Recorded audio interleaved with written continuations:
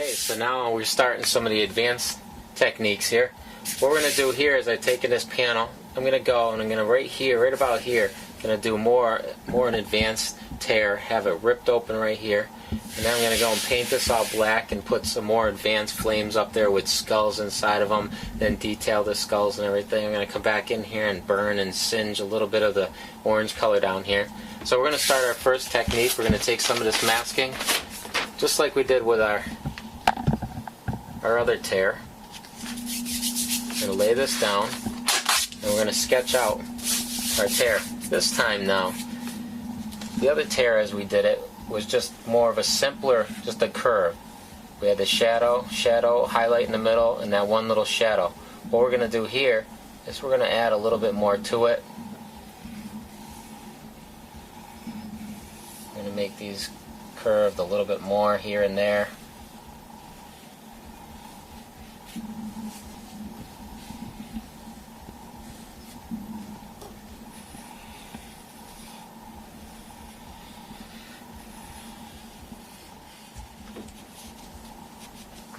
Okay, now that we've got it all sketched out, we'll go in here and we'll cut this all out.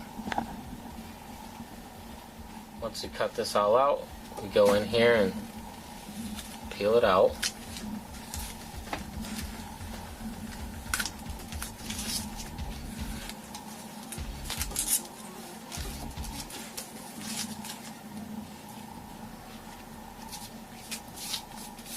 Okay, and we'll take our black.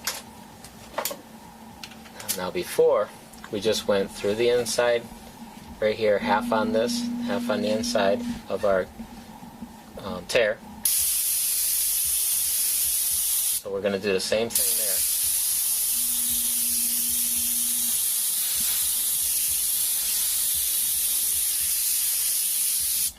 there. Now we're going to go through our tips, wide spray through our tips like we did before.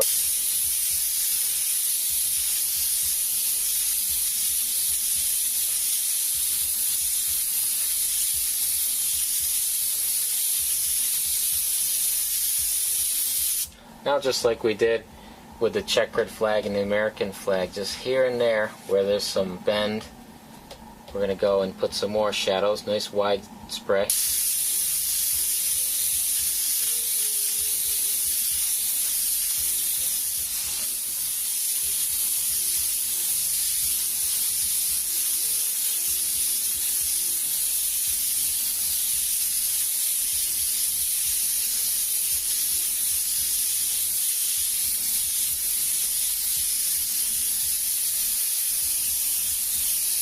I give that look to it, that it's crinkled and bent there.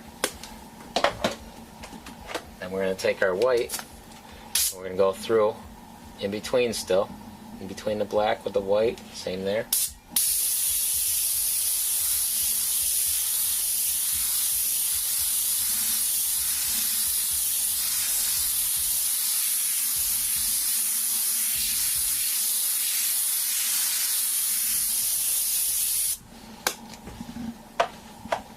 And now we can unmask that.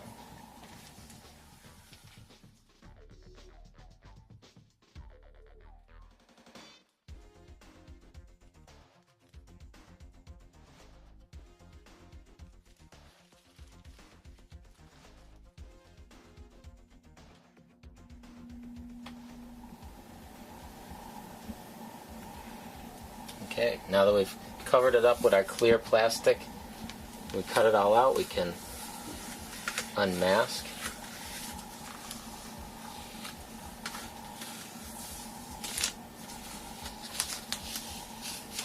Once again, the same as our other tear, we just want to go and keep our tear all covered up and protected so we can put our drop shadow in there.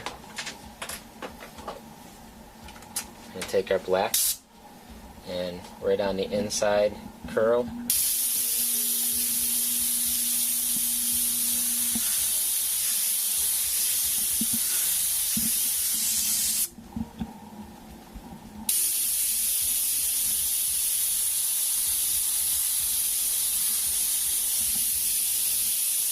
Now, this one right here, I'm going to leave these so I can show you one other technique with these, but I'm going to finish these up.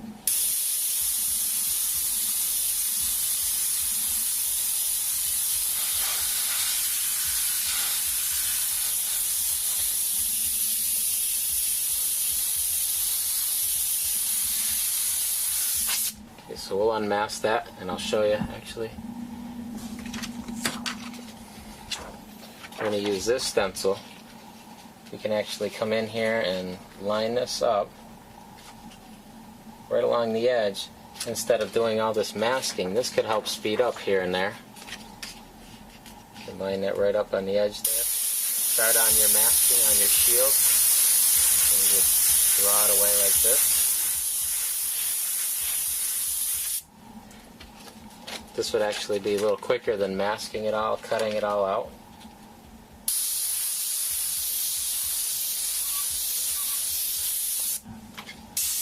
If you notice, like these, I got the overspray on here. I kept it off of there. You can just use this though. Nice freehand shields. Now we can unmask it.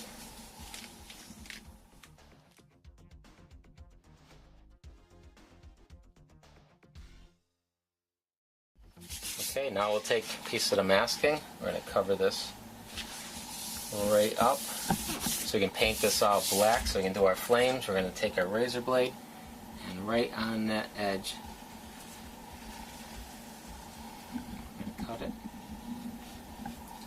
Now if you miss that line at all, make sure you cut into the tear, into your. We don't want a little orange gap in between, so you want to make sure you cut into this side as opposed to cutting on the other side. We're going to take a mid-sized gun with black in it.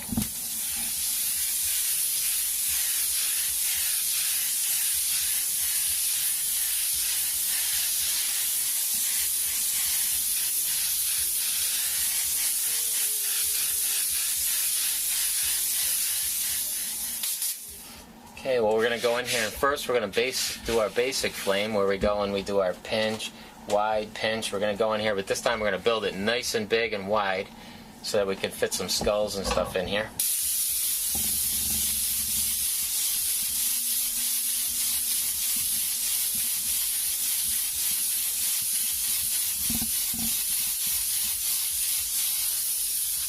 Okay, so we got it pinched, wide, right around here. Bring it up to a pinch. Doesn't matter how wide, we want it nice and wide right here. Remember, we're going over the middle. Keep building it up by going over the middle and let your overspray just build to the sides. And pretty far back. Distance wise, we want a nice wide spread. Okay, so you can see our pattern. Pinched, wide, pinched, wide, pinched, wide, pinched. We keep that theory going. Now that's the basics building up. Here's where we start to do a little more of the advanced. Remember, we were using this stencil and we were coming off all these rounded edges and doing that little flame lick like that. Now remember, we had to keep that inside the light areas because that right there was going to be yellow. Now we're going to take that technique and we're going to put it outside here.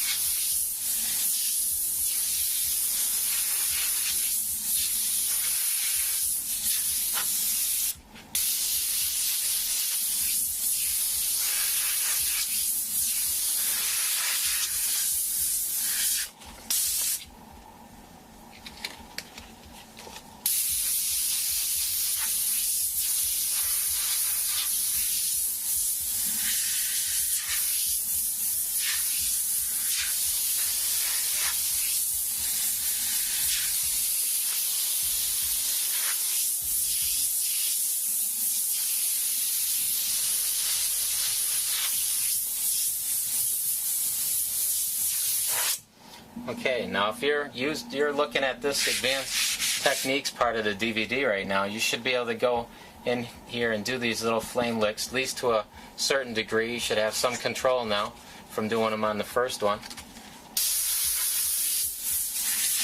once we have enough of those all around the outside, we're going to take our red oxide. Now with this color, remember before we just went around the outside edge of our flame, blending it off into the background as well as letting the overspray blend inside here. That's what we're going to do, the same exact thing that we did before. We're just going to ignore all of these little flame licks around the outside edge and just cover them totally up with this color. We're not going to go around each individual one. We're just going to cover them right up and just stick to our regular technique right around the outside edge of the big fuzzy flame.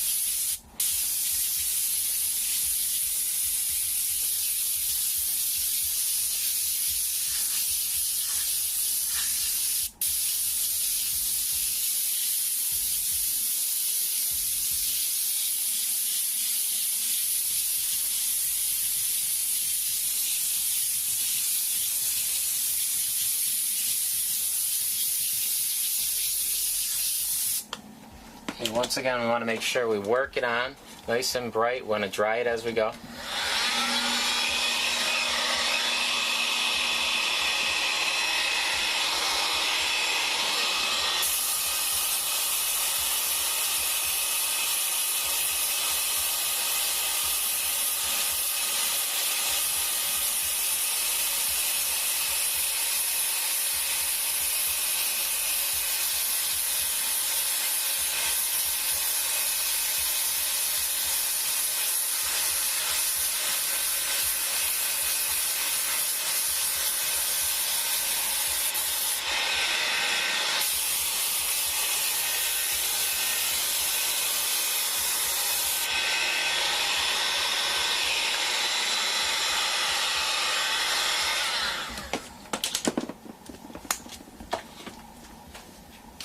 Okay, we're going to go in there now and use this stencil again, now back in the inside, and we're going to keep it in the inside because these are going to be the yellow ones.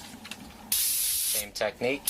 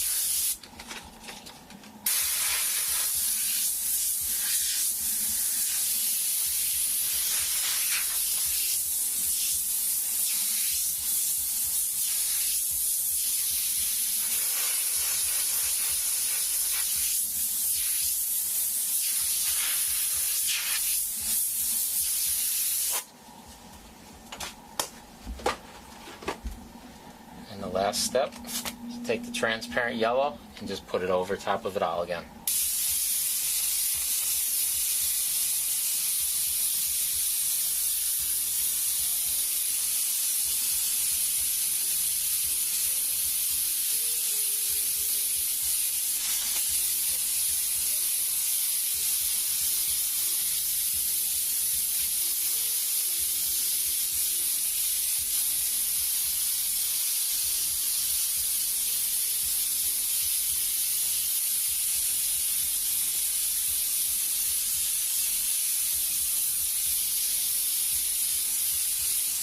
And that's it for the advanced flames. We're going to dry this up and I'll show you how we do some skulls in there next.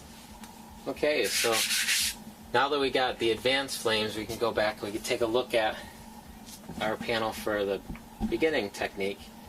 Notice how it was real nice, it really jumped at you, everybody would love it and everything, but it doesn't have that more advanced background. It really makes it that much crazier, that much more realistic looking. But you really got to get this technique down with the stencil to be able to do this.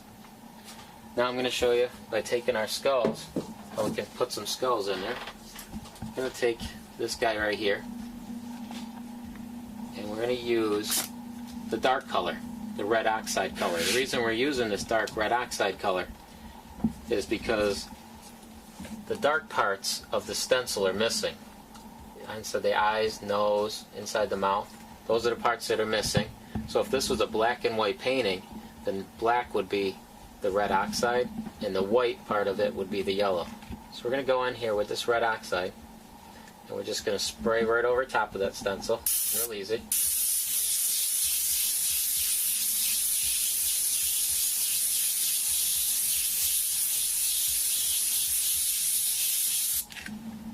And there we've got our skull on the flames. I'm going to go and take something from the mini series. We'll put another little one right here.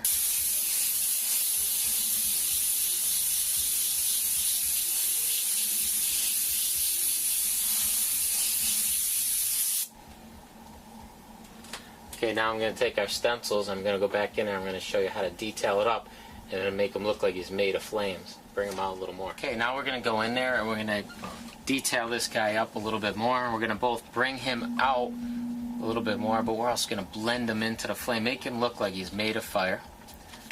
We're going to go in here, I'm going to cover up, I'm using white, so I'm going to cover up the top eye lid right there. I'm going to bring that out a little bit.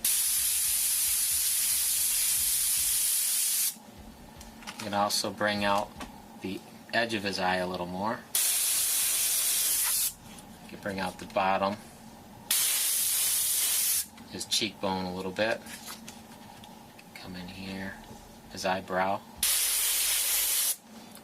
Okay, and at the same time, you can go down here and use this stencil to line up right along his jawbone. Now I'm using this to bring out our skull a little bit more.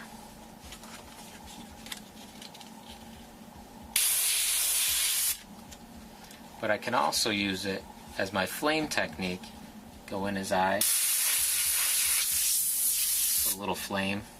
You can go right through this one right here. You can bring that back out. You can go in his mouth here.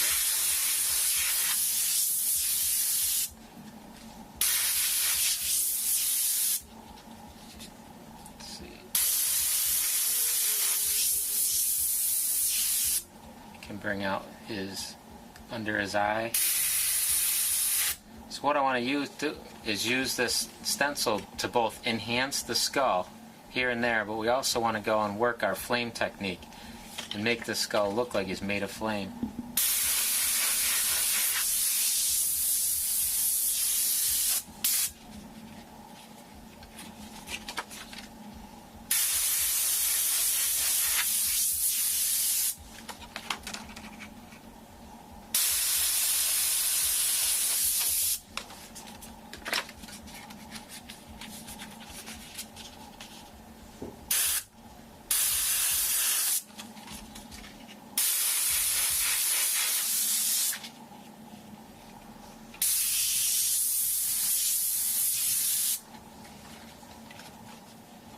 We'll even take this stencil, the freehand shield, we can work his teeth a little bit,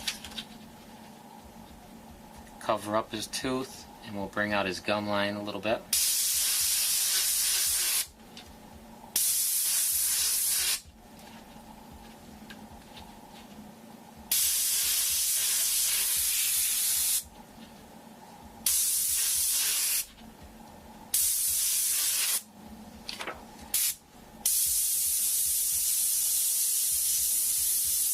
Don't be afraid if you got some control to get in there and do some freehand too.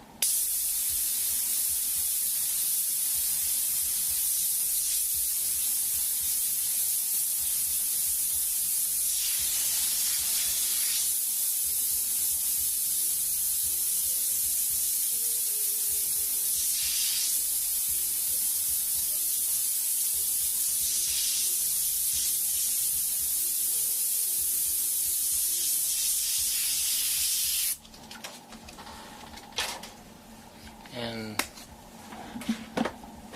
the last thing we're going to have to do here is just take our yellow and go back over this white again.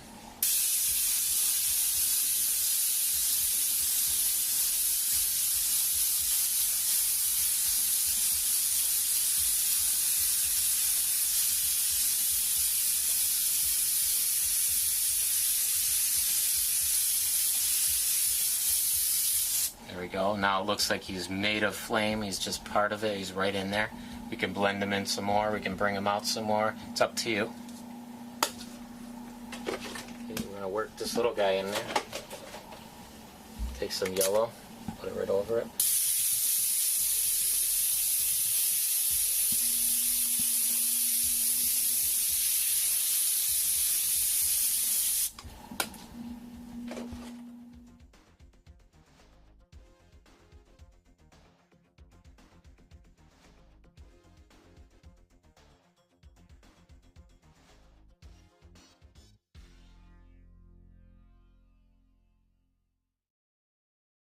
Okay, so down this bottom half right here, I can show you how we can burn and singe a little bit of this. We'll take the black first, we'll go in there and we'll blacken out some of the burned area.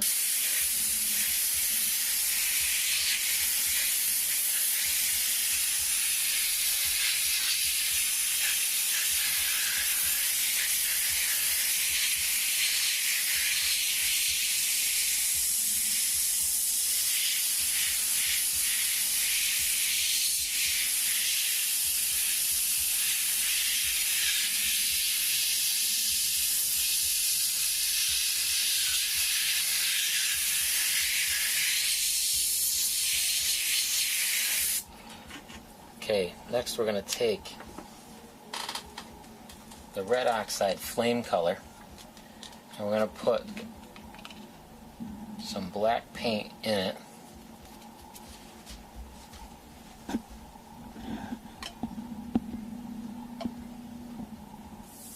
Now we're going to take that new color, we're going to go right around the edge and we're going to drag it up.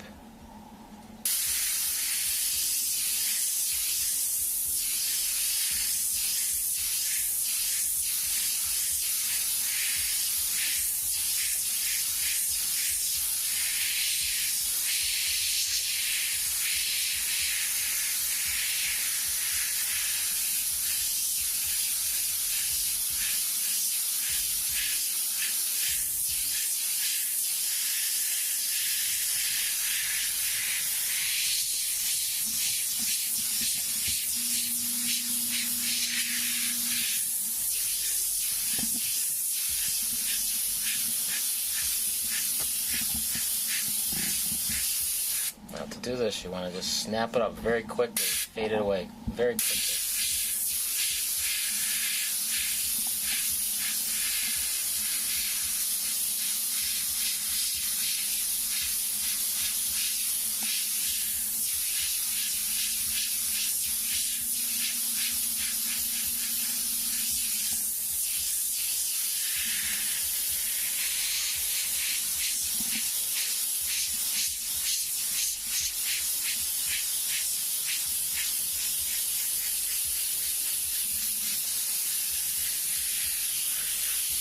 To make it even nicer than that, we can go in here and if we got a lot of control, we can do just this thin little white just here and there just to bring out some of this edge a little bit.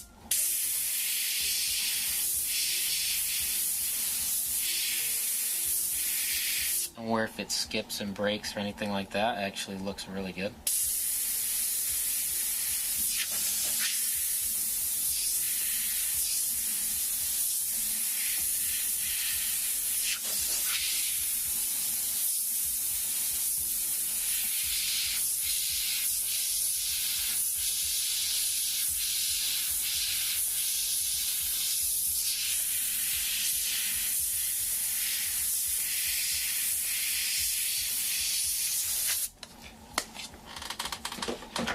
Back to our flame color with the black in it. Just lightly go over them.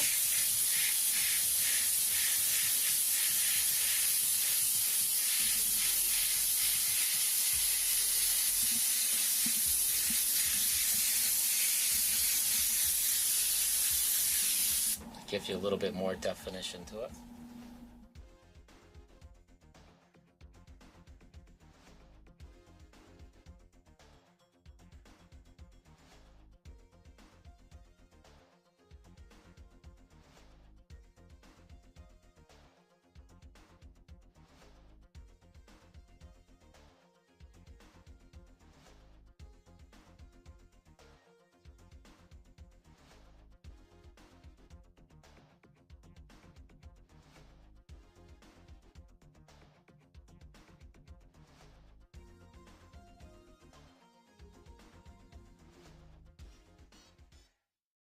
Okay, so while we're doing flames, people have always asked, can you do flames on a light colored background? Well, normally you couldn't because you didn't have anything for this red oxide color to blend off into.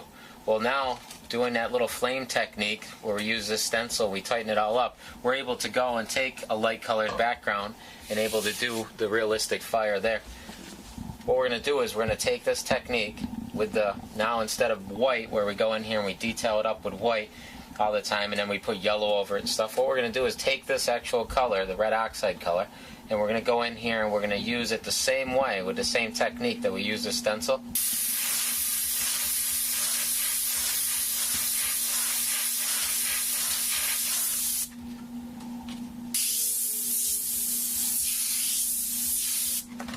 Now we can actually go in there and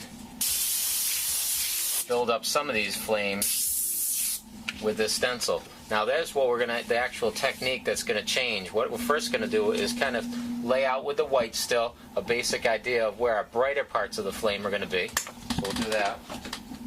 Take the white.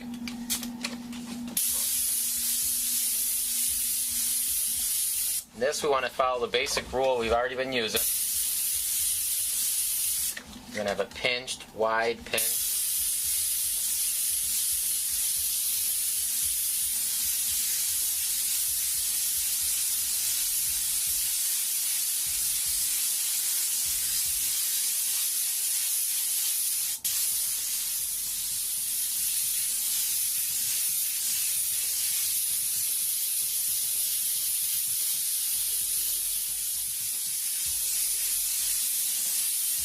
I want to make sure we build it up pretty big here because I want to throw some of the skulls in here again.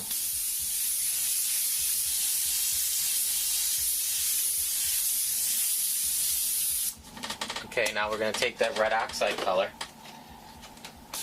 and we're going to go and we're going to do this little new technique right here all around the edges like we're building up our advanced background.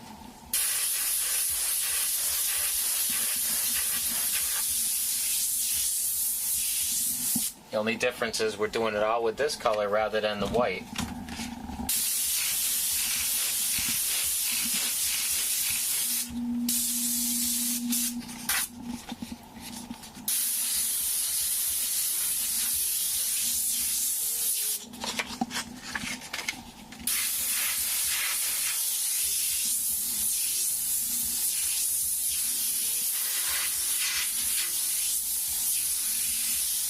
Now normally we're going to go around the outside edges, and like we said before in the first, we're going to blend this overspray right here off into the background. Now with a lighter colored background, it's going to show up.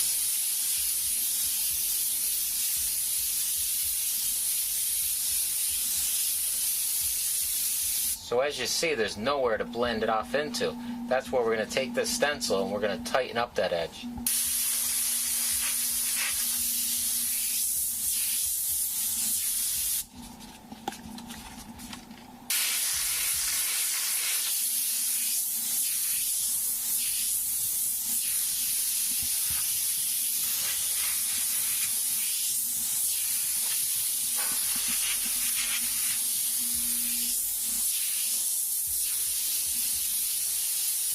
Go around the edges, blend it off in.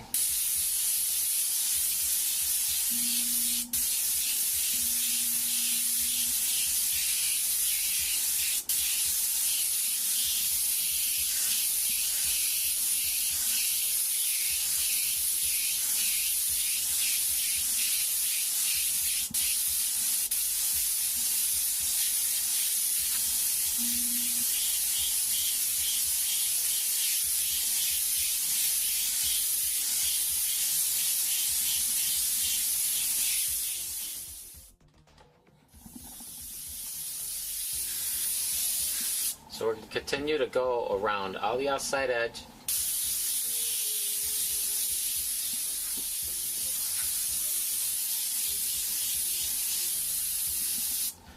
Now right here where it can't blend off and into anywhere, we're going to go in there and tighten it up.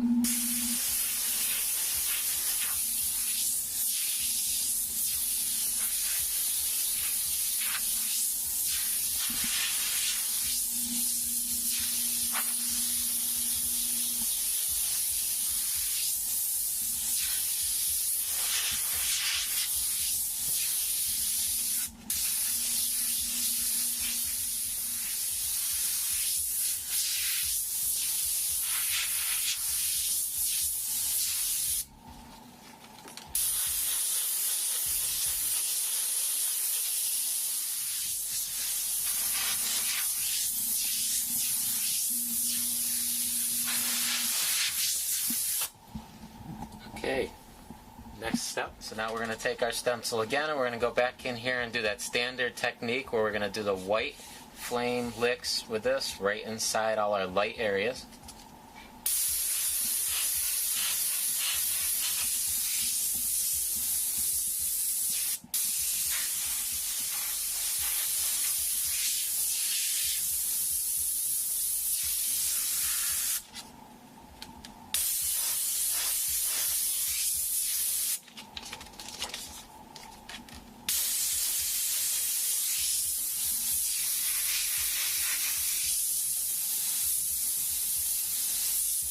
Another light area up here.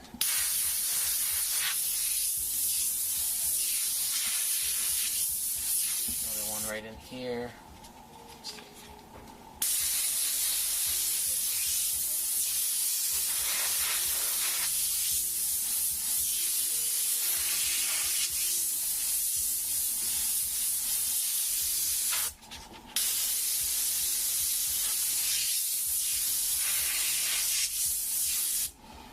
We got a little more in here and a little bit in here.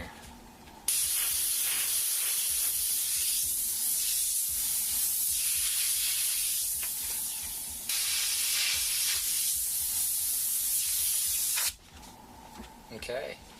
Next, in the last step, we just take our transparent yellow and go right over it all.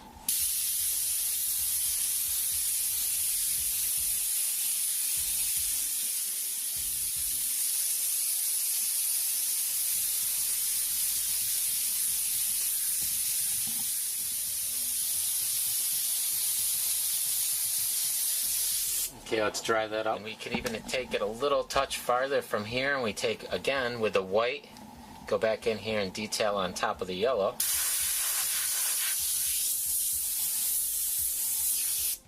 Can bring out some of these right here.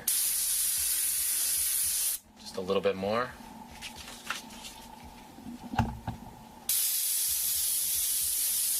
Just right on the edge of that stencil.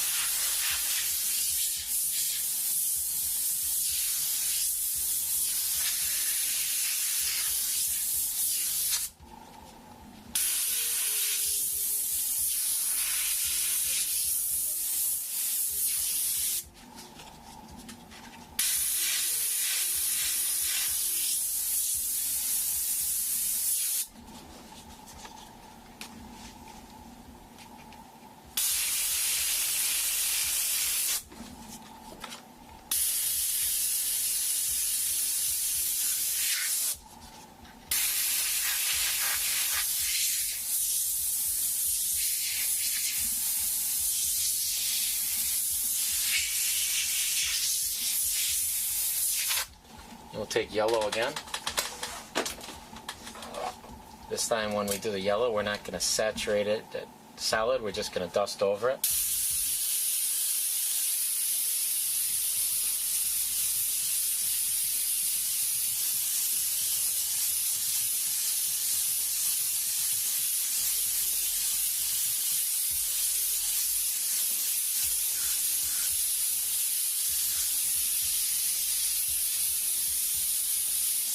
Adds a little bit more brightness to it. A couple hot spots here and there. Adds a little bit more depth to it.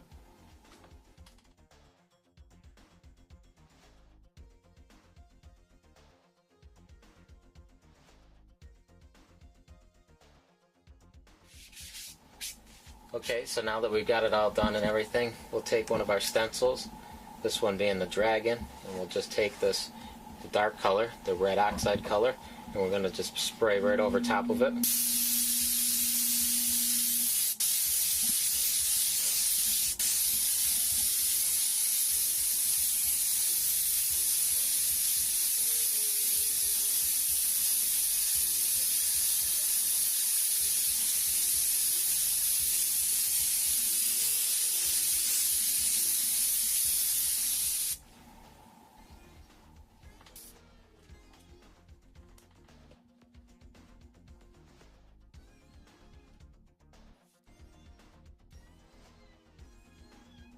Okay, now we can take a combination of our freehand and our stencil and get in there and detail this up a little bit, bring it out here and there.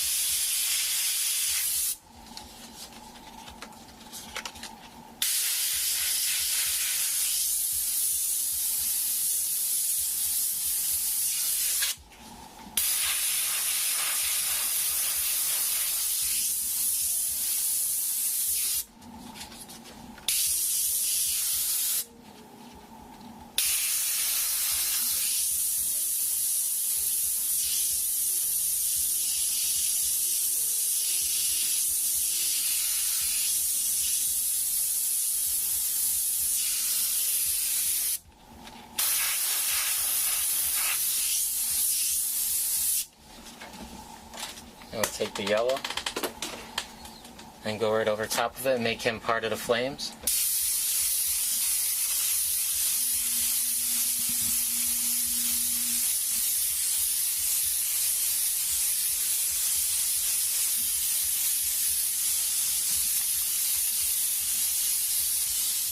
and we're done.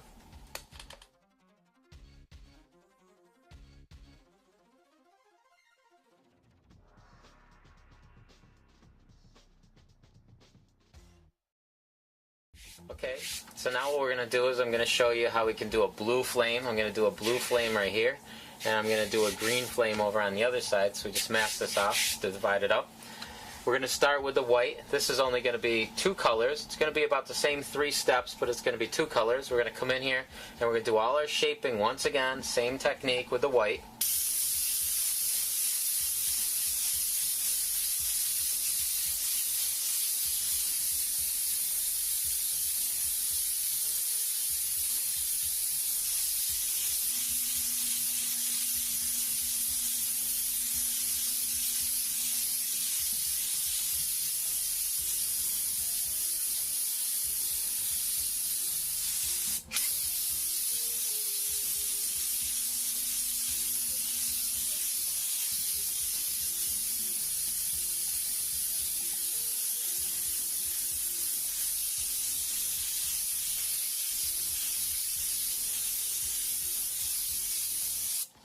Okay, so right here we've done the same technique as in the beginning of all the others. We build up our brightness in the middle. We built up our pinch, wide pinch, some shape here. Okay, so what we're doing now is we're using our stencil to build up our background.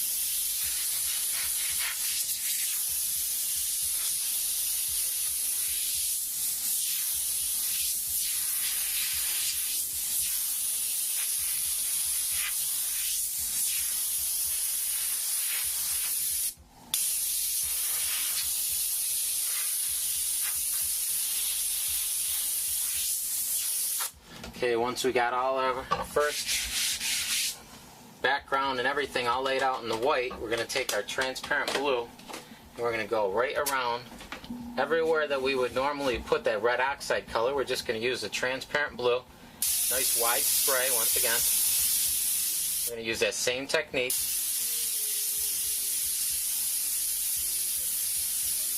What we're doing once again is blending the overspray inside to the white, and it's also blending off into the background. We're just going to go right over top of these detailed flame licks in the background.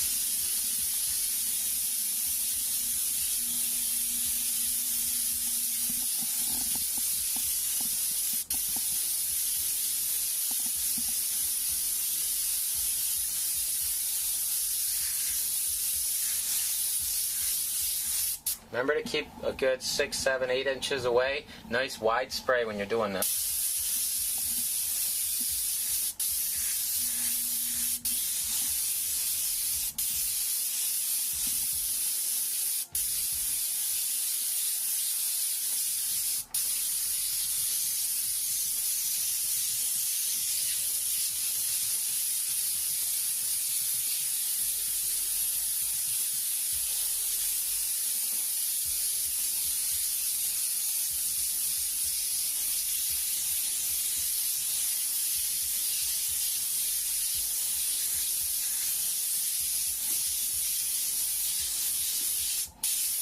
Okay, now that we got our background all done, we can go in here and we'll take that stencil again and we'll be detailing up the inside for the lighter blue. Okay, once it's all dry, so our stencil doesn't stick, once again we're going to go in here, we're going to use that same flame lick technique that we did to dress up all the background, and we're going to now keep the ones inside here with the white.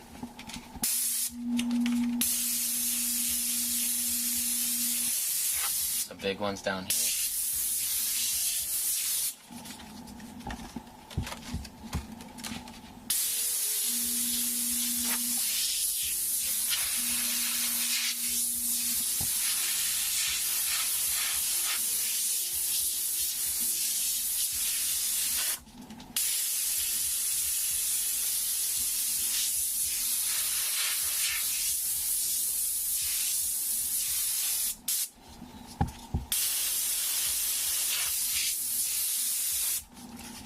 area up here we'll tighten up.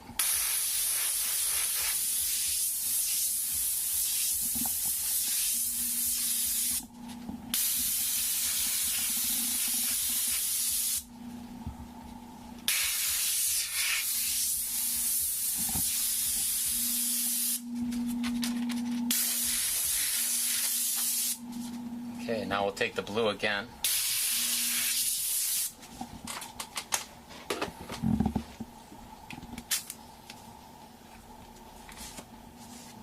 And we'll go dusting right over top of all that.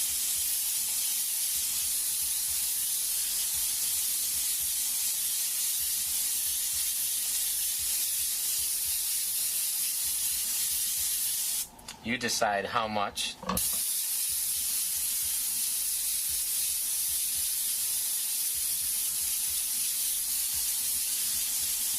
Remember, we want the light blue flame inside there, and we want the dark around the outside edge. We don't want to go too much and make it all just one solid blue. So now right on here, on this little edge right here of our stencil, we'll go back in, line that right back up there, and just very lightly bring that back out again. Right here, just a couple of them. Bring out this one right here.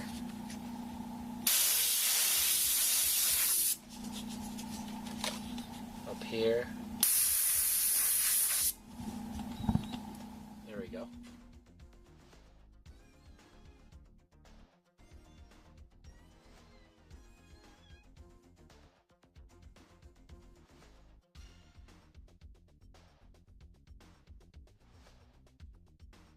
Okay, now we're going to start our green flame. We're going to build it up the same way we did with the blue flame. We're going to build up a nice wide, fuzzy, pinched, wide, pinch-shaped flame.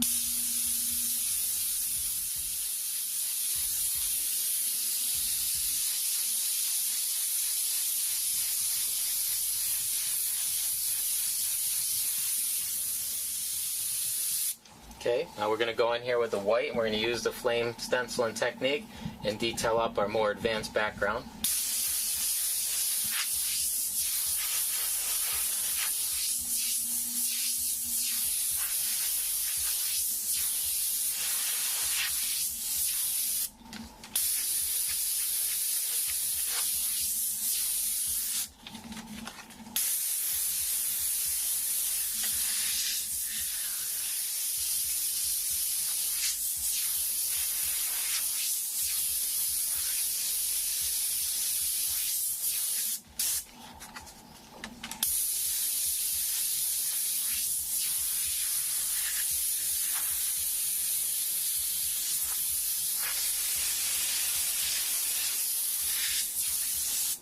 Okay, we're all set with our background. Now we'll go in here. We'll get ready to put some green over it.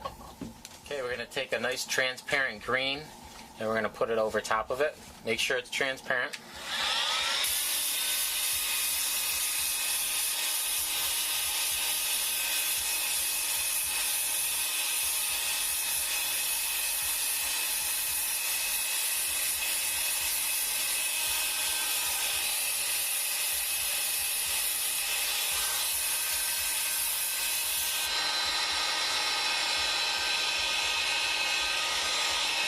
Now remember, when you're doing this, to work your paint on, don't put it on too wet and too quick. That's why we got the heat gun here. We're going to layer it all on and dry it as we go.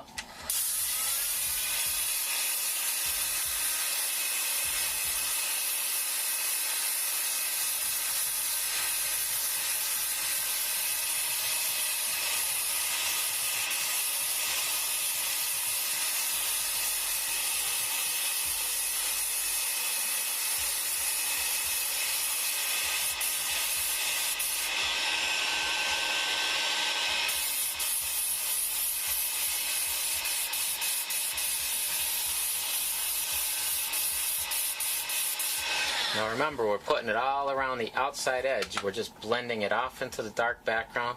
Same way we did our red oxide and our realistic fire. We're going to come in here again with our flame stencil.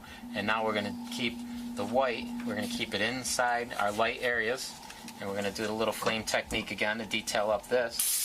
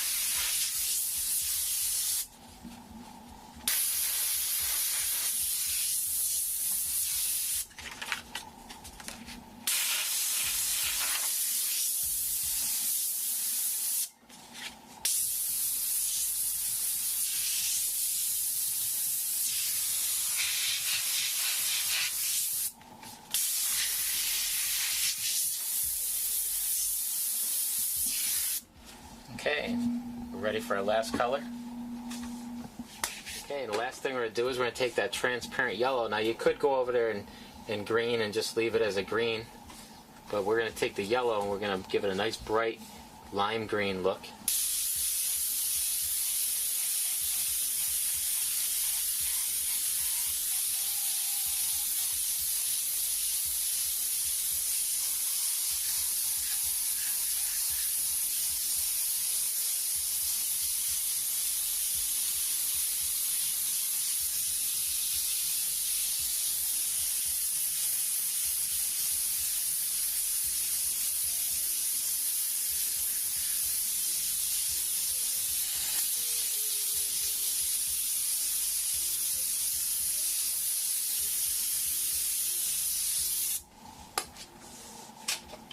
There we go. And if you want to tone it down, you take the green and go around the edge and tone it down a little bit.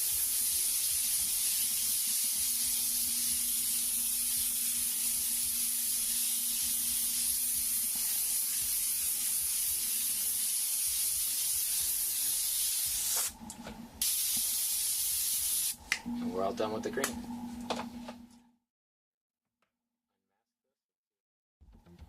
Okay, remember this panel from the First Techniques DVD? We're going to go in here now and we're going to add some more advanced texturing to it, some bullet holes, cracks, different things to dress up and add character to our stone. We're going to also make our tear just a little bit better. We're going to add a couple more pieces of glass to make a little bit more depth to it. So first thing we're going to do, it's pretty simple to do, but we're going to add a little bit of texturing to the stone and just add a little bit of character. We're going to use our hand, similar to the ice technique. We're going to go in here from a distance and we're going to just use a wide spray, dust along our hand, and then kind of just shadow away from it.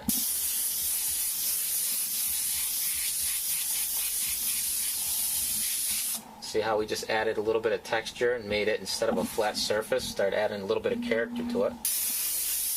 And go down here. The darkest part is right near your hand. Then have it fade away.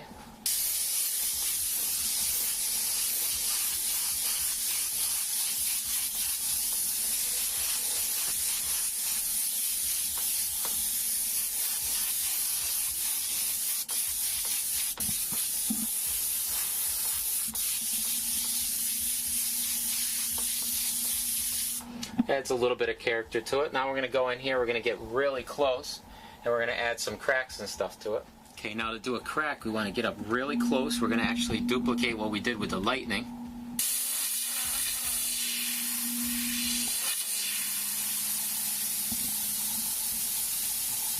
Now it's a long, drawn-out dagger stroke, and as we get closer and closer to the end, we get closer and closer to the actual piece of metal here. Come off of any one of these corners, we can put another crack.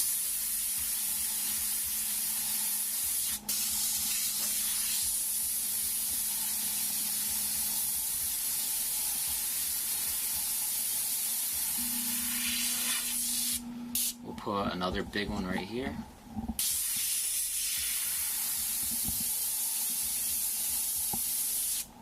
Make sure your tip stays very clean during this so you get full performance out of your gun.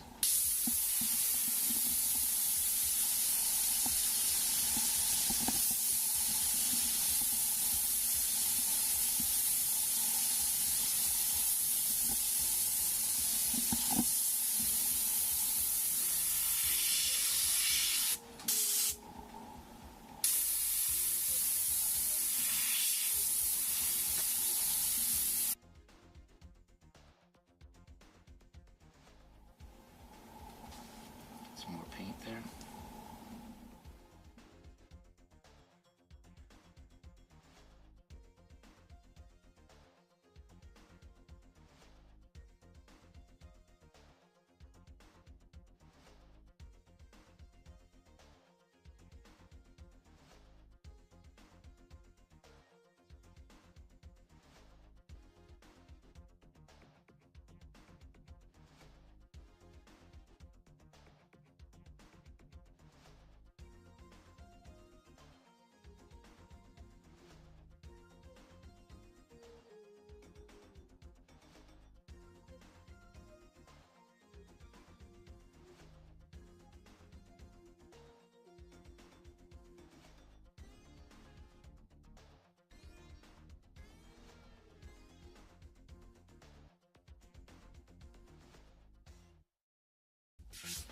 Okay, so far we're ready to do some more advanced techniques with the sheet metal. I went in here and I did my sheet metal technique.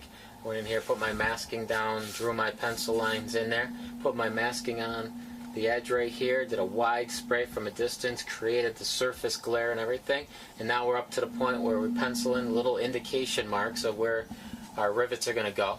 Now, if you remember right, we used this stencil right here, and I'm just going to quickly cover up so we don't get overspray in the Phillips head part there, but we use this little circle right here. We went in there, if you remember, we colored in solid, and we moved it down just the tiniest little bit, and we dusted it in, and we created our rivet. And we went on there and put a little white highlight.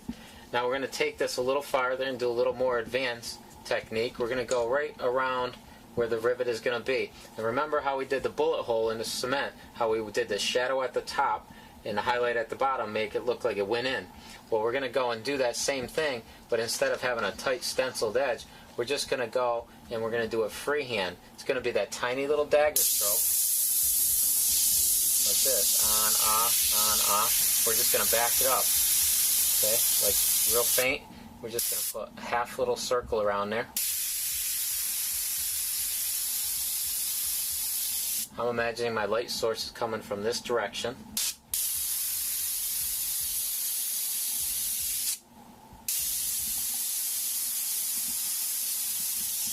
We're going to do that to each one.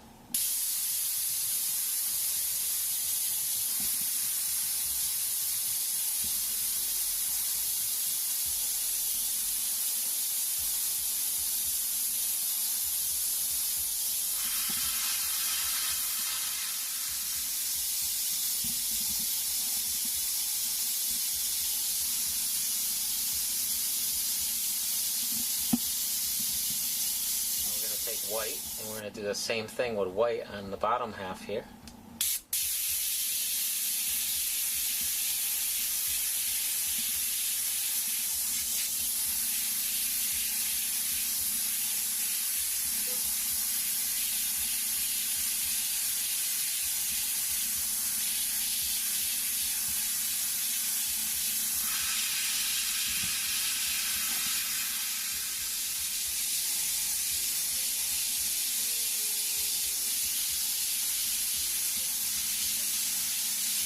Now we'll go and we'll do our standard stencil technique right there. Line that dot right up there, that pencil mark. Color it solid, move it down, dust it in.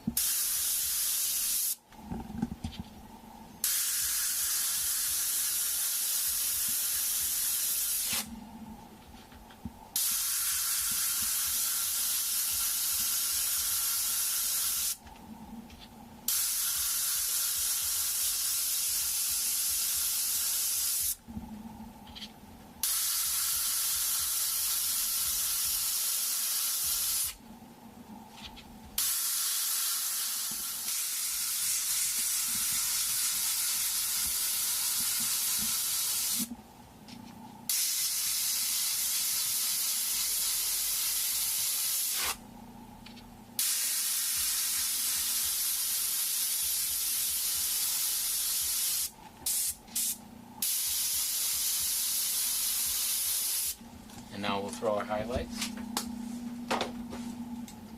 Just take white.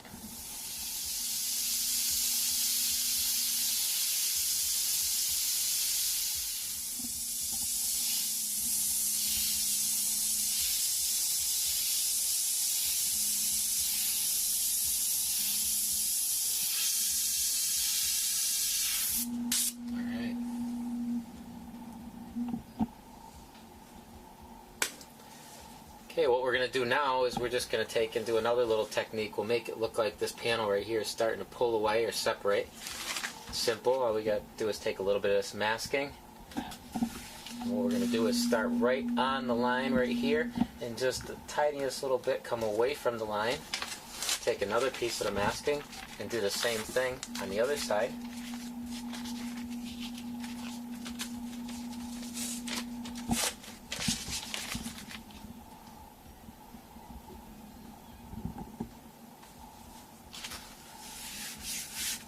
So we got the tiniest little gap right here, and it fades away right till it closes up. We're going to take black, connect our black, and just spray that in nice and dark.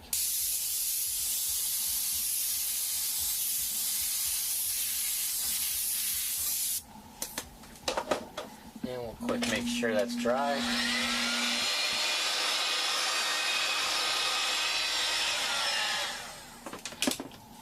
Pull that off.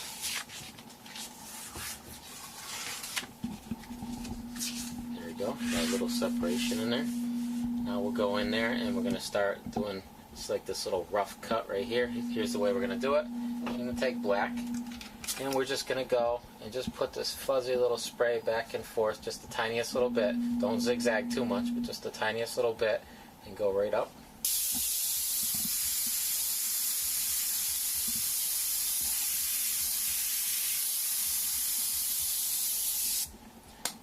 Okay. Now we're going to take a piece of this masking again. We're going to put it right on that line. Cover up that dark opening of the separation that we just made. And we're going to take the white and we're just going to go and highlight bits and pieces right along this edge.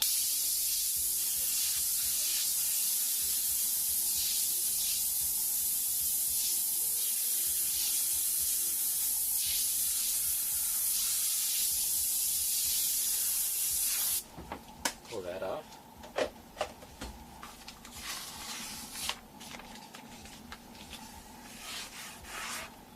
Okay, so we can bring this highlight right up on this edge too.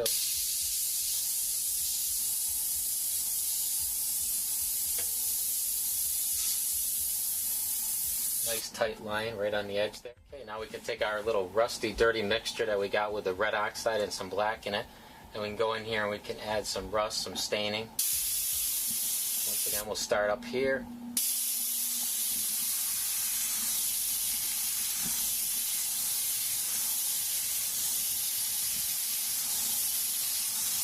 And get up really close.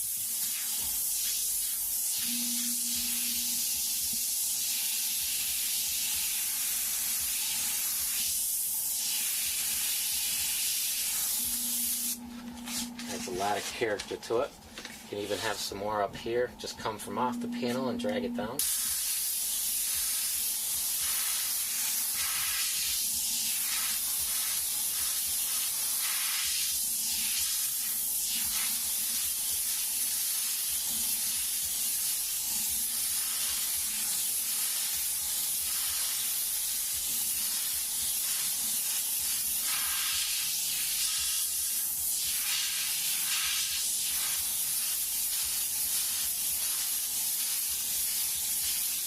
There we go, that adds a lot of character to it.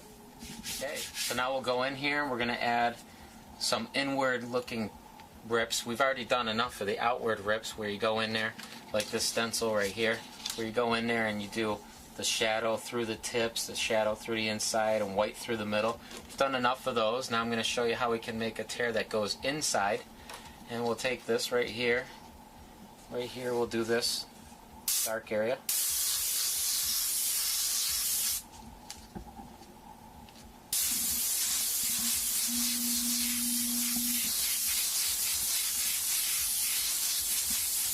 Color that solid black. Now we'll go in there with a shadow and we're going to go right half on here, half on there.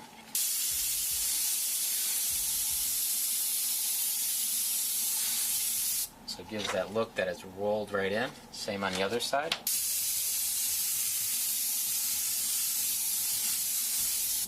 You could do another one right up here.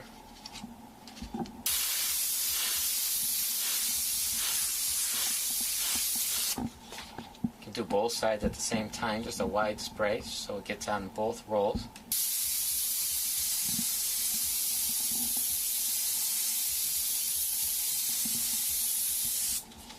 And we'll put another one right here.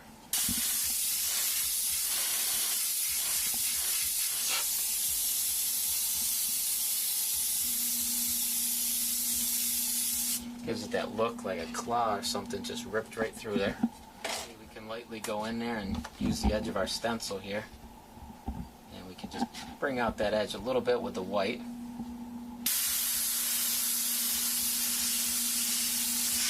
Don't go too crazy with this.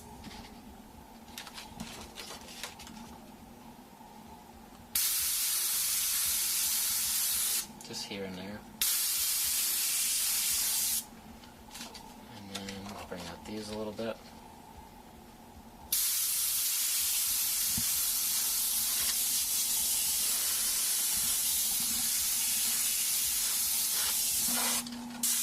And next we'll go in here and we'll do some inward bullet holes.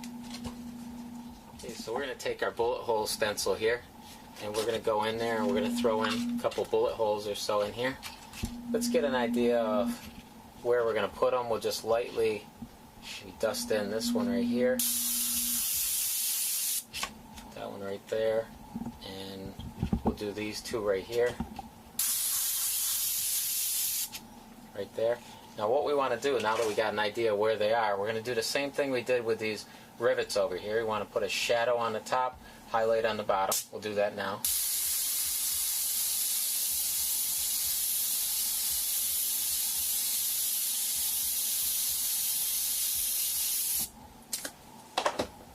We'll put the highlight on the bottom.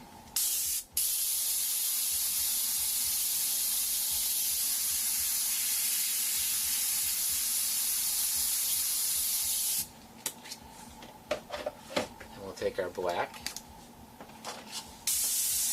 and we'll go line that right back up, put the dark hole, there's one, and here's our other one.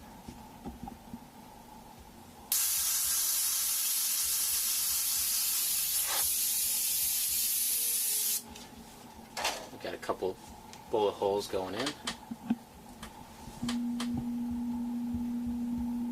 Now I'm going to show you how we can use the same stencil for a bullet hole that comes out, where we just taped it right up there, and we're going to go and use this one right here. We're going to go around the outside tips just like we do our tears, right around the outside tips.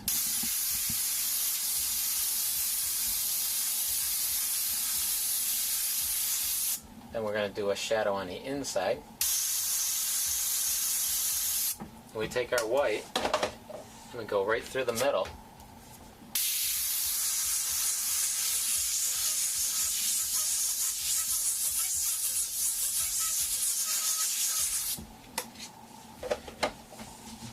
We're going to take stencil off, and we're going to use our inside bullet hole. We'll use this one right here.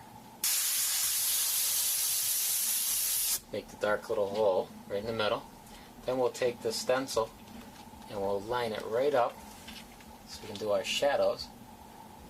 We do our shadow on the inside curl.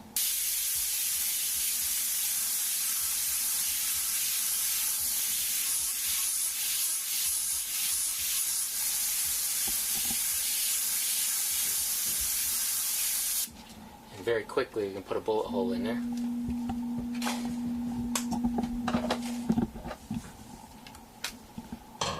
Now we'll take our stencil right here and we'll put a bolt right here and show you what we can do with this stencil. Put it right on there. We'll do the black on the two sides. This is the head of our bolt. A white glare through the middle.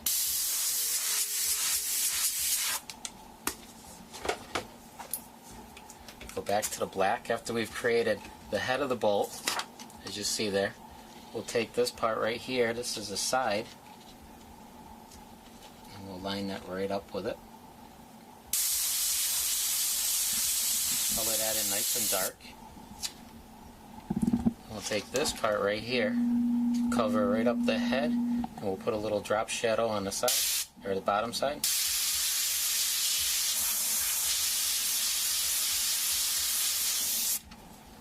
A little shadow to it. And we'll do another one right up here. Put that on. Our dark glares. Our white glare through the middle.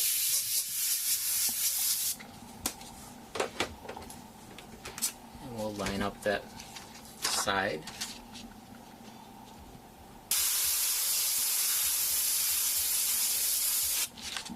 there. Cover up the bolt. Little shadow, and we're done.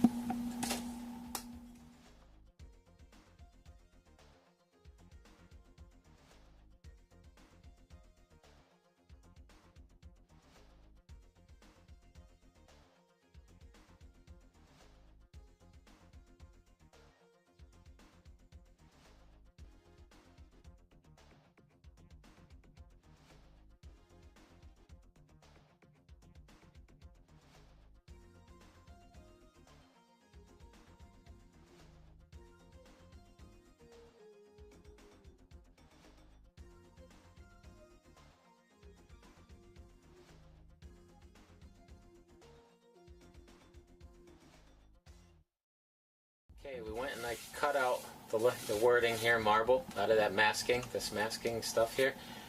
Now, remember how we did when we wanted it to look like it was raised out, we did our shadow on the bottom side, and then we did our highlight on the top. We're going to do that same for this.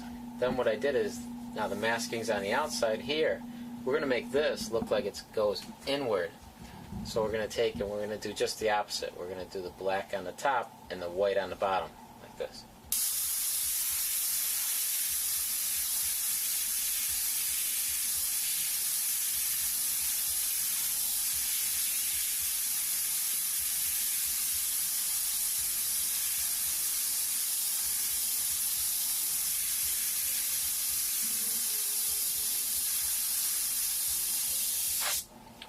And now for here,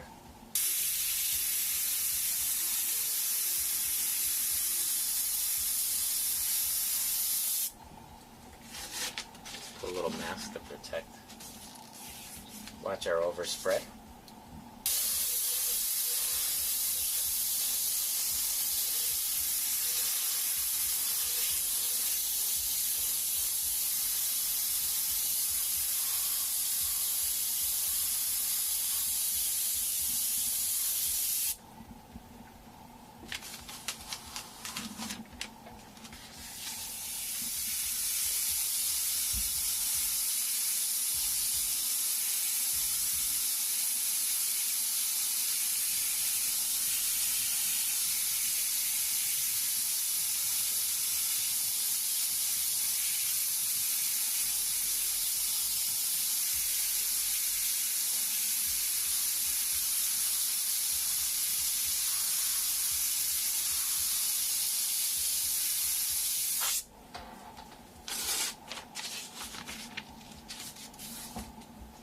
Watch your overspray.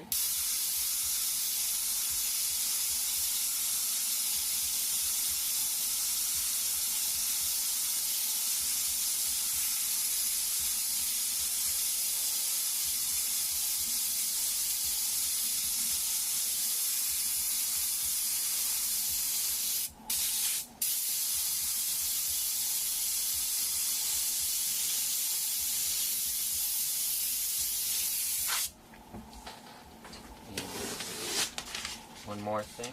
Okay, so we also want to make and just dust over this whole thing with this black mixture right here to make it look like all the letters are dropped down inside there, and to make it stand out a little bit more.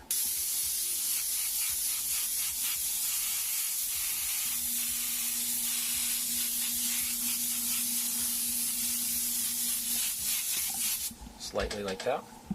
So now we're going to take the white and we'll put the white on the top side of the letters.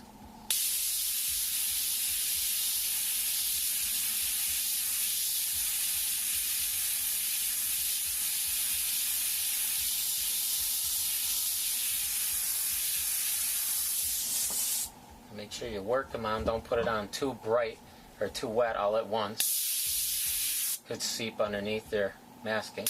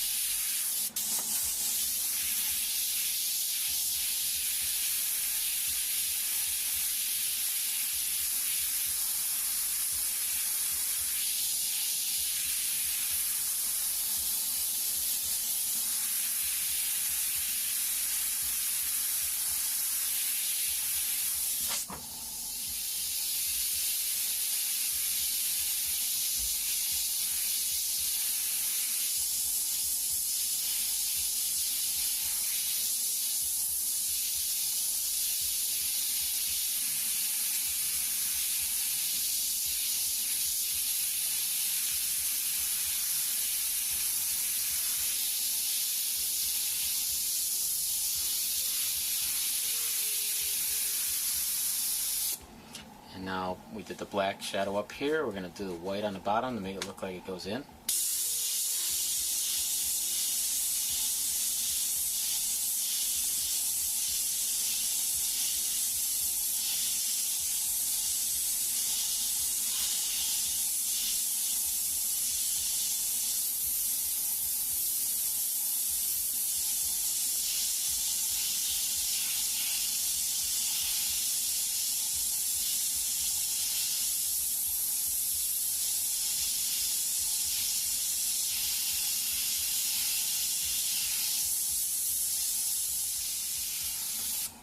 Okay, let's peel it all off and see what we got.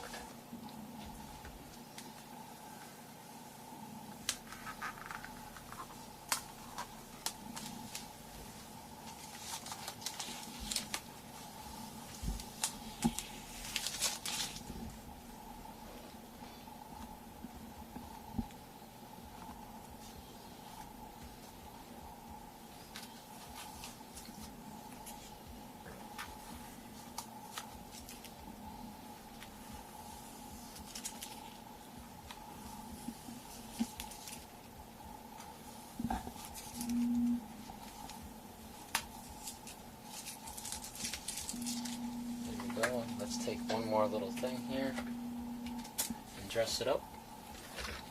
Take our little star stencil here.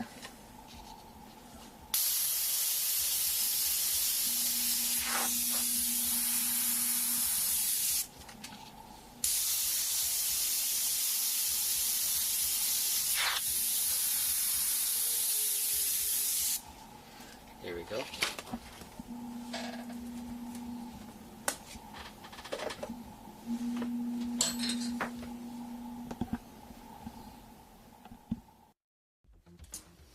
Okay, so we got a black panel here, and now, like I promised, I'm going to show you how to do the real fire even quicker on some of these bigger vehicles. Now, I got one of these guns, one of the touch-up guns for each one of the colors. We've got our white for the realistic flames, that special mixed up red oxide color, takes all the guesswork out of the flames, and then we got the yellow. So we got white, red oxide, and yellow. We're going to start with the white. Like I said, instead of a fan spray, nice wide fan spray that you normally would use for base coating or clear coating a helmet or anything like that, we're going to go and we're going to bring this down, turn this little button right here, and we're going to bring this spray down to a nice tight cone, which is basically a big overgrown airbrush spray. And we're going to go in here now. You'll see that instead of working our flame, we can quickly lay out a flame, which is real handy when we're working on some of those bigger projects.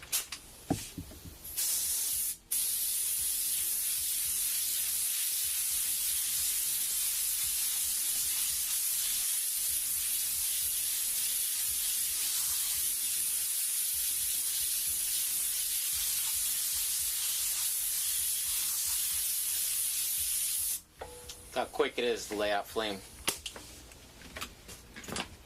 We're going to take our next color, that red oxide color, big spray around the outside edge.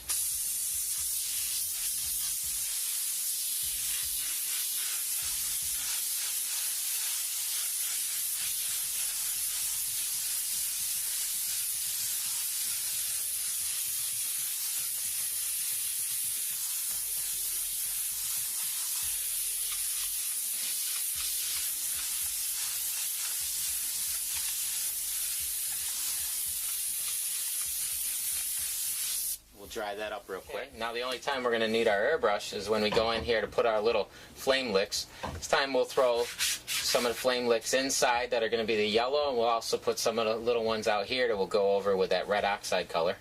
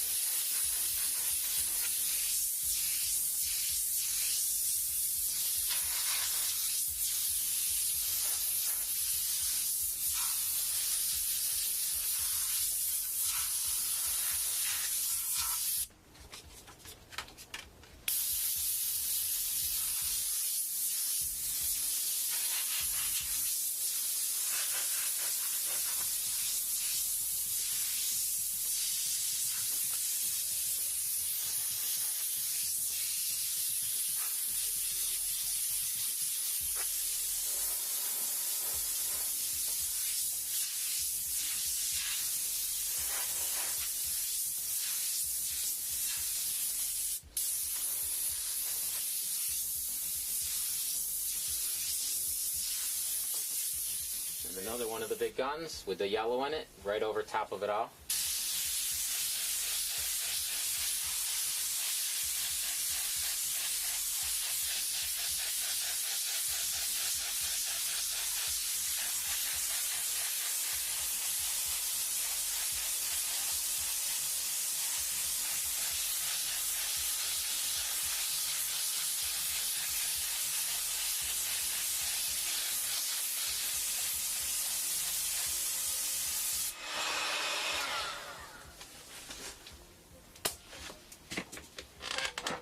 And switch back. We can switch back to our red oxide color around the edges. If you want to make those a little more on the orange side.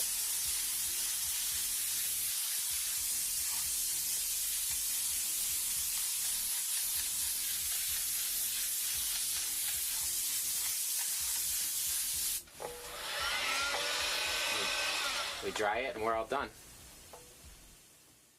I'm going to show you how we did the water droplets right here. So what I'm going to do is take a piece of my masking, I'm going to put it right up here, and I'm going to draw some more of these out.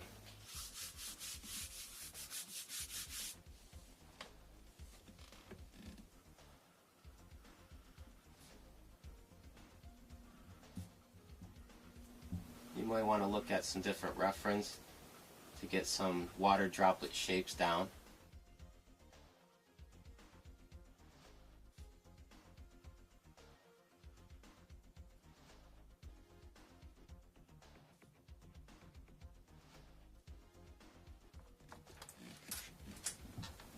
And we'll cut those out now. A nice sharp new blade. Make sure you keep them very round.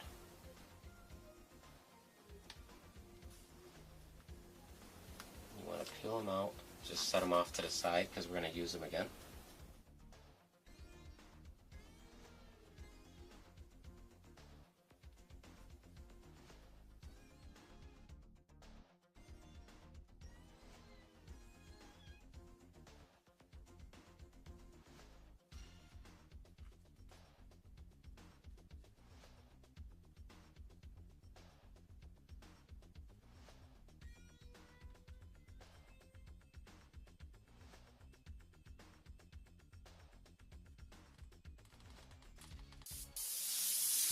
Okay, we're going to take our black and we're going to take and put a shadow on the top side of all of our water droplets here.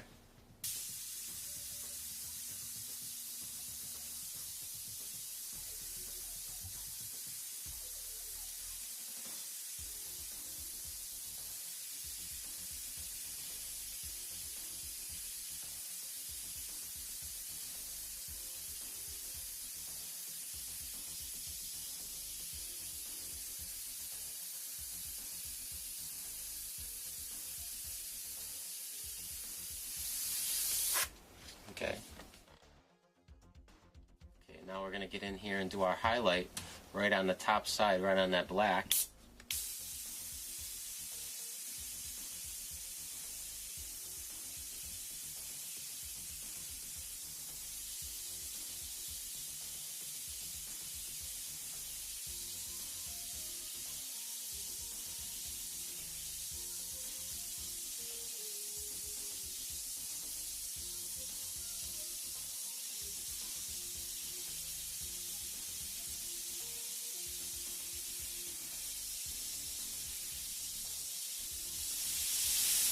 Okay, you want to keep a real light touch when you're doing those.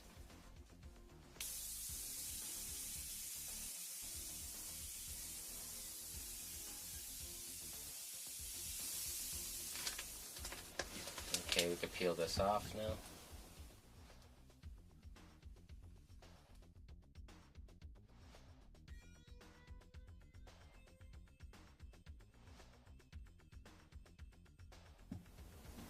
I'm just going to line these back up.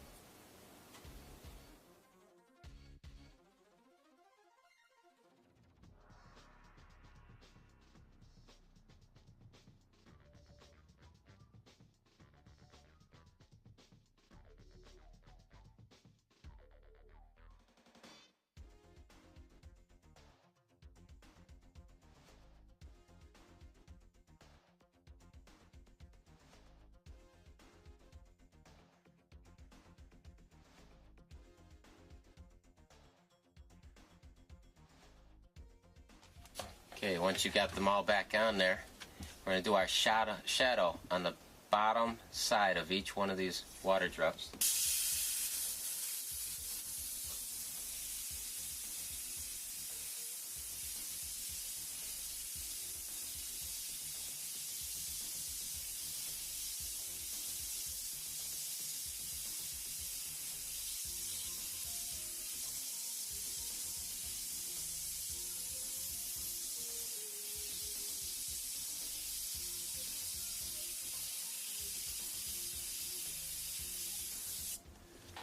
Okay, we can pull them off now.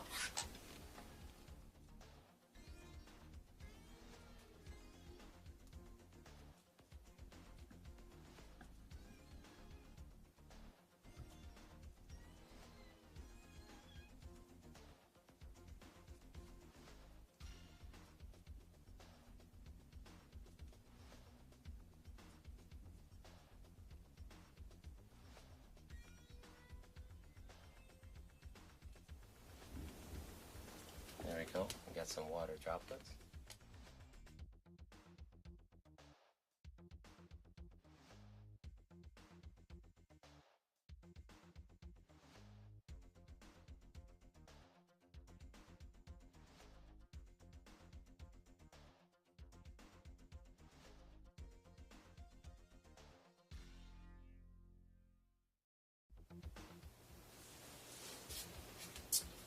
Okay, so we went and we did some darker wood earlier.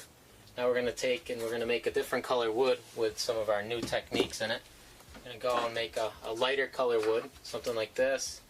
We're going to go and carve the word wood right up here. Going to burn a little bit into it, do some cracks, do some different graining in different directions, and give it a little bit of texture. Alright, to start off, we're going to go and we're going to lay out our pattern. Take some of our masking.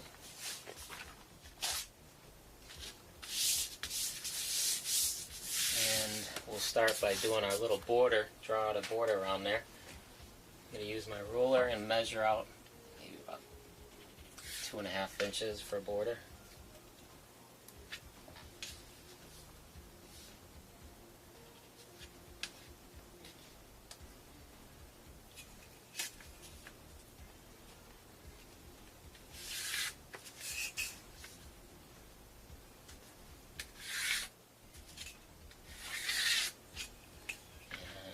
Connect our corners.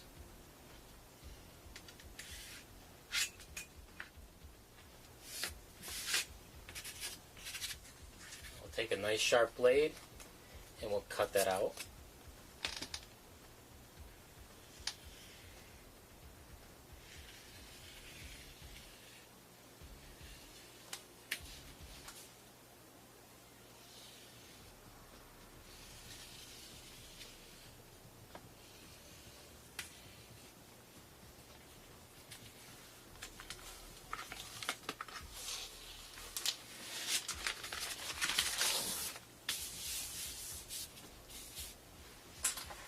Okay, now the reason I took out all of this right here and left these side pieces right here is because we got to keep in mind the way our grain is going to go. The grain in the little panel on the side here, the borders, is going to go the same way as the surface right through here. Then this right here, these borders, the grain is going to go this way. So we'll do those separately. So we're going to take a light brown now, our detail reddish brown. We're going to spray that in, maybe a medium coat. We're not going to go too heavy.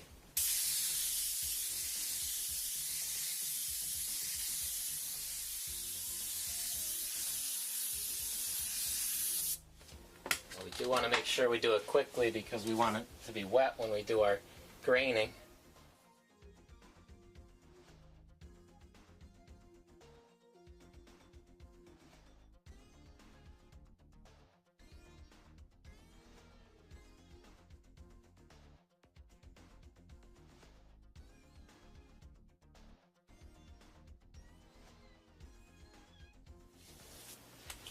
Okay, we'll dry that up.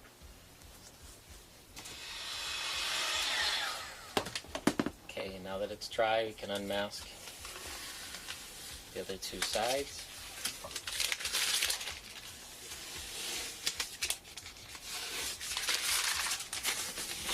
we'll cover them up.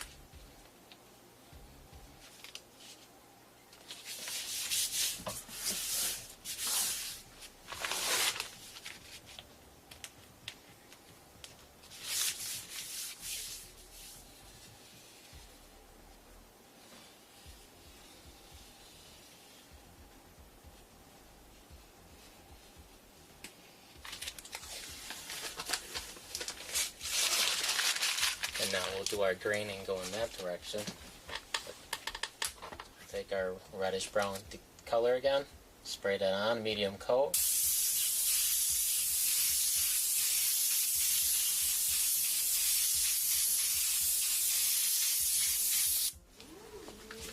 And we'll take our Scotch-Brite pad and drag it through there.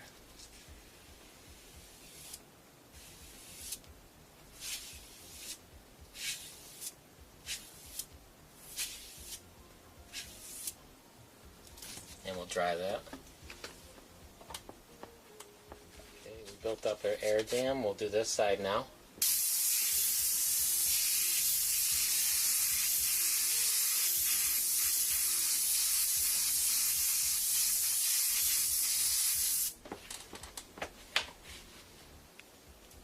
And we'll take our Scotch-Brite pad.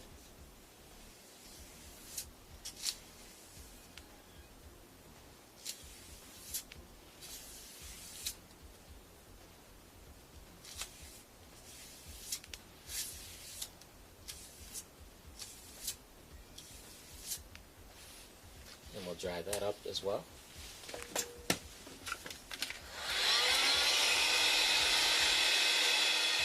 Okay, now we can unmask this so we can see how we got the two grains meeting up at that mitered edge right there.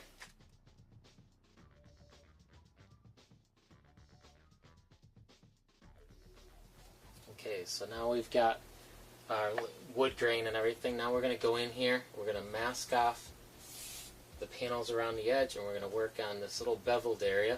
Now the light source is coming from up above, so we're going to have it lighter up here, less light right here, darkest down here, and a little darker here. So now we'll go in, we'll start that part now. What I'm going to do is take our masking and remask right on the edge of our panel.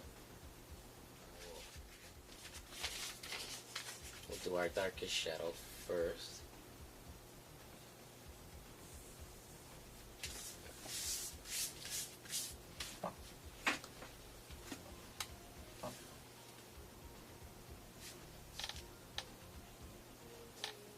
Okay, we figure out where our beveled on the inside is going to be. The distance we have here is the same distance we want right here. And we'll mask off from point to point.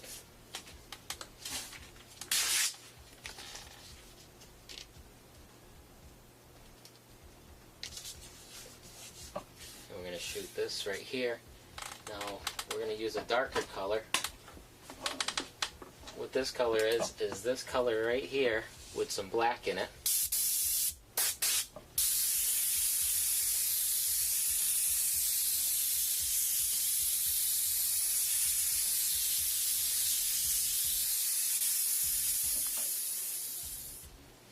Okay, now we can unmask that.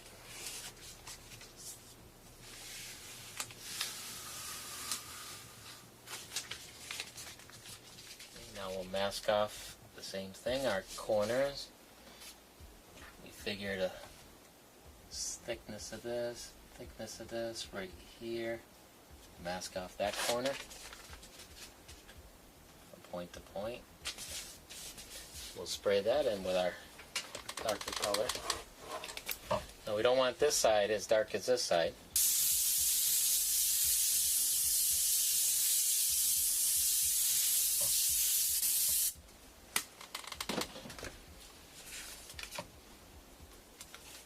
We can unmask that now.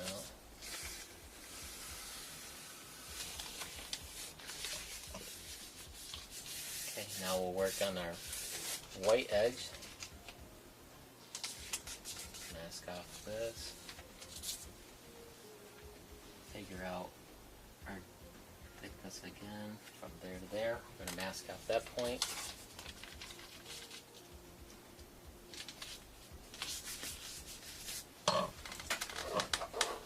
take our white now, put it right through there.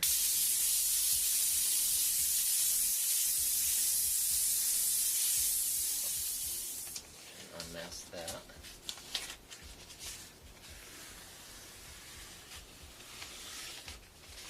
And the last side.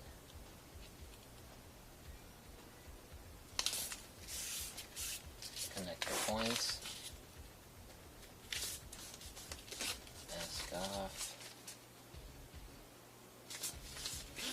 Spray that white. Not as bright as that one.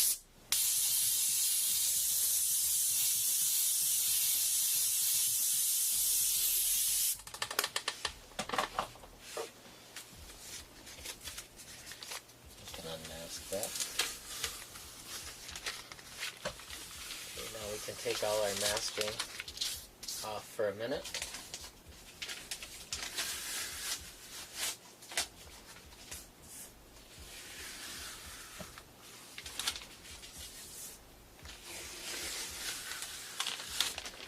Okay, now once you want something to look like it's coming out, you've got the light on the top side bevel and the dark on the bottom. So that looks like it's coming out. Now we want to do another bevel around the inside there, like our panel here. We just did this one right here, the light one inside. Now we want to do this other one right here. So we're going to actually do just the opposite. Where we did white here, we're going to do the dark here, white here, the dark here, and where we did the dark here, we're going to do the white here, just the opposite.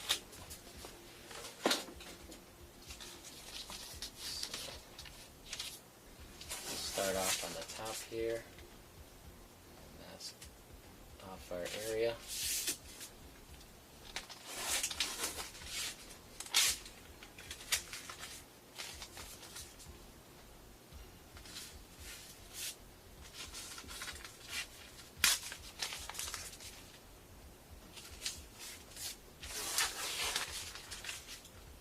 Now we're going to do just the opposite, where this is the lightest right here.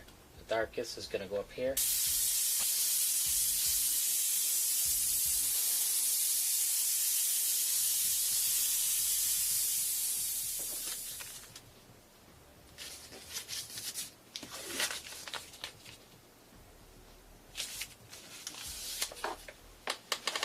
And our dark color again.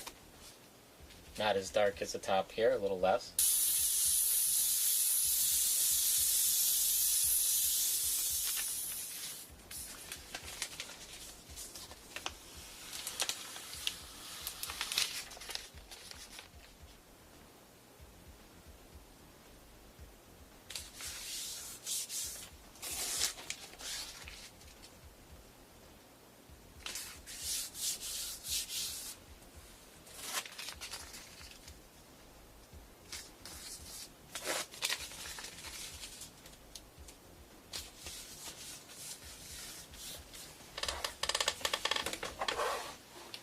Okay, we'll spray our white in there.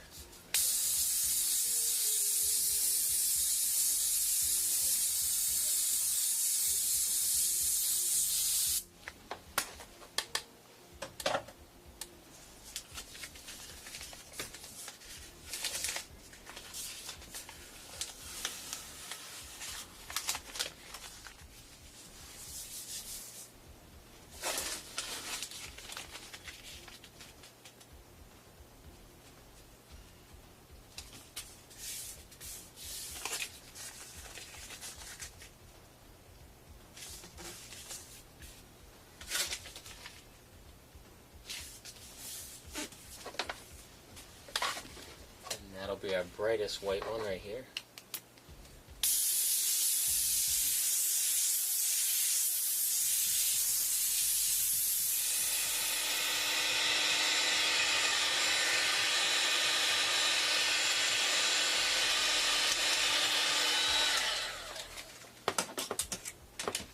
Now we can unmask it all.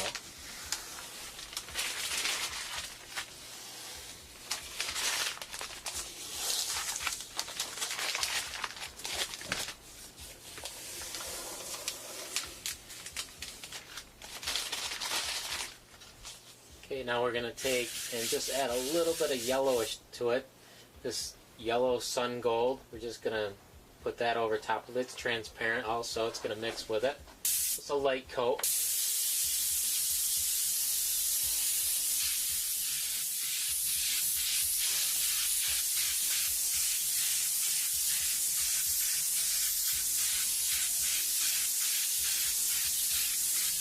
Now I'm good 10 to 12 inches away, so I get a nice dusting, a wide spray, no streaks or anything.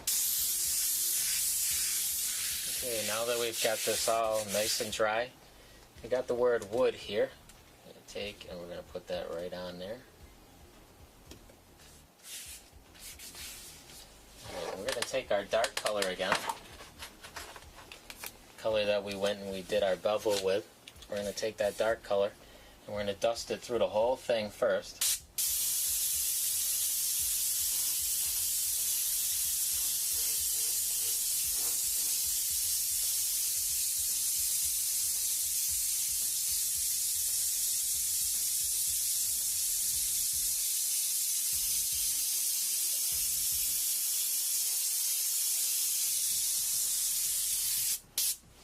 Color. Now we're going to make this look like it's down inside, so we want to put our dark color on the top and want to put the white color on the bottom.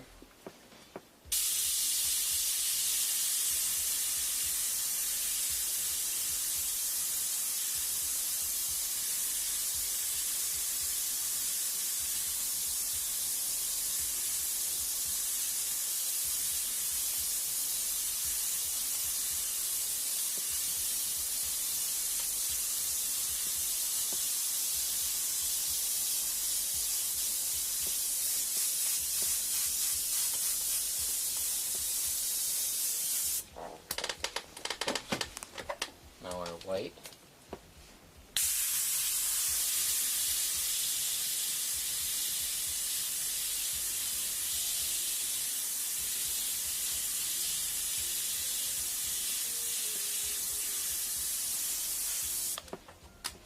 Now we can go and do all the rest like that.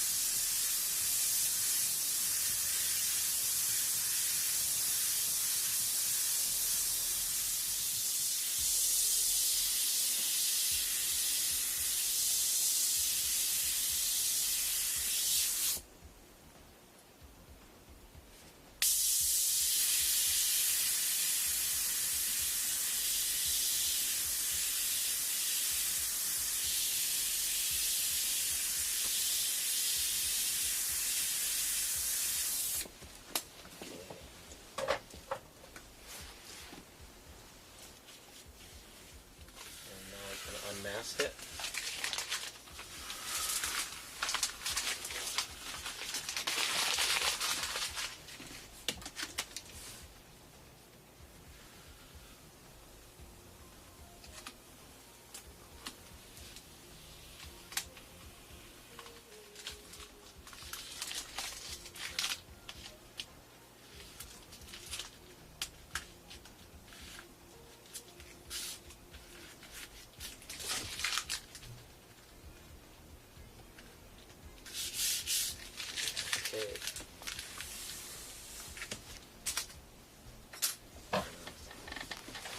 Okay, now what I'm going to do is I'm going to do a little shadow all around the top side of the letter. I'm going to do a highlight on the bottom, make it look like it's rounded, almost like it's routed and rounded in.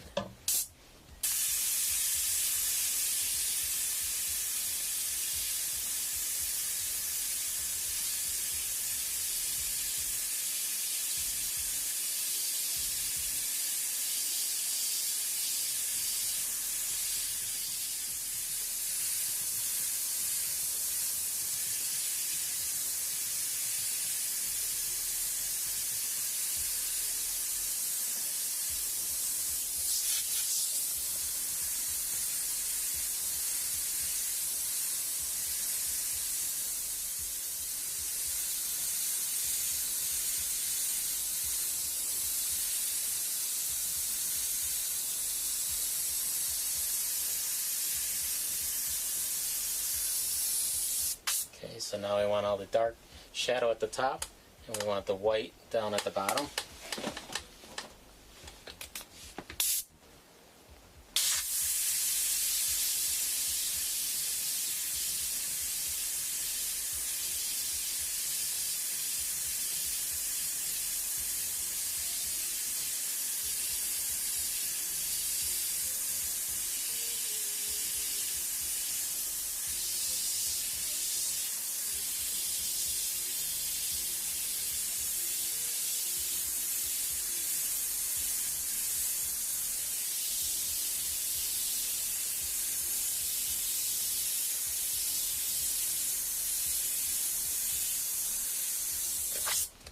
Okay.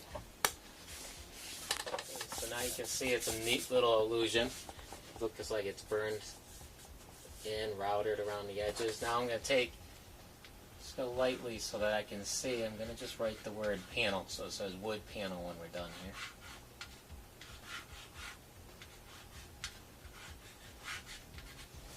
What I'm going to do is take my dark color.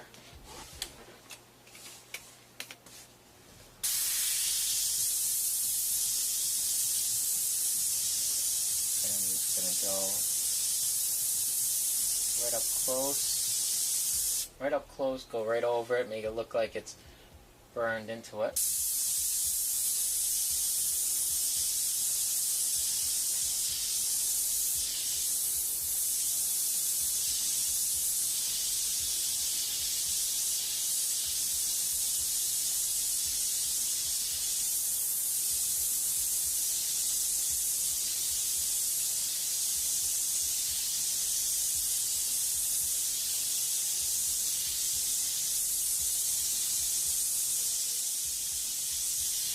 Okay, now after I do the initial lettering, what I want to do is just from a distance, just put a little haze around it.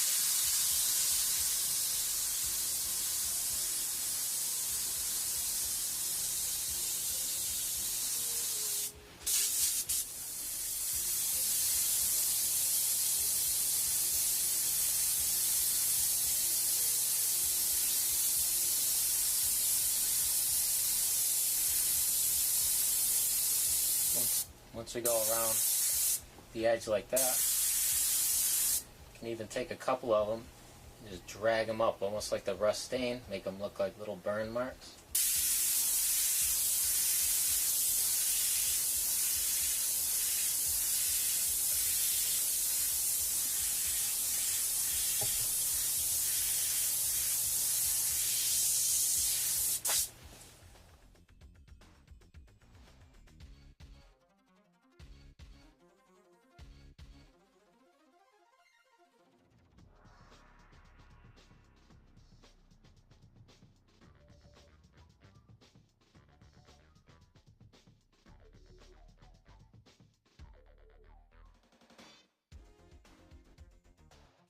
Okay, so now we're going to work on right here, this illusion right here of it being broke and cracked. So what we're going to do is take a piece of the masking, lay it right on top of there, and we can see right through it. We're going to take and sketch out some of that break.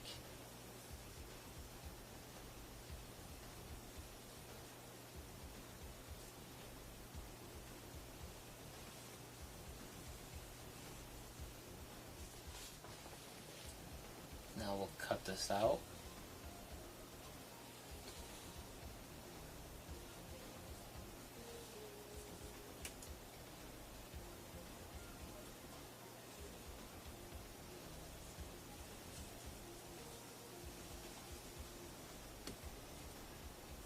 Okay, so now what we're going to be working on is this right here. We're going to do the darkest part first, then we're going to peel off one piece and make this dark area. Then we'll peel off the next piece so that we got a contrast between and make that area, and so on. So peel off the darkest area first. This is going to be broken right away, and it'll be solid black in there.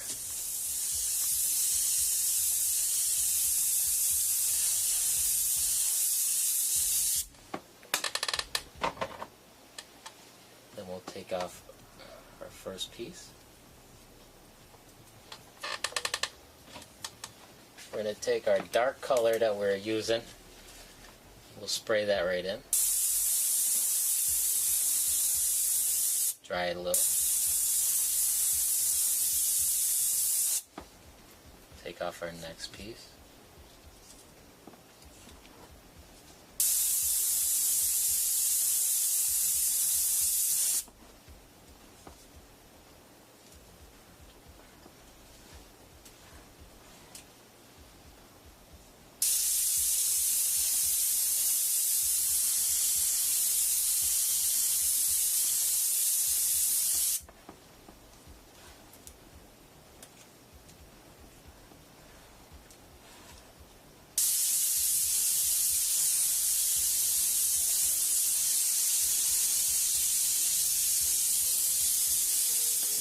See how it looks.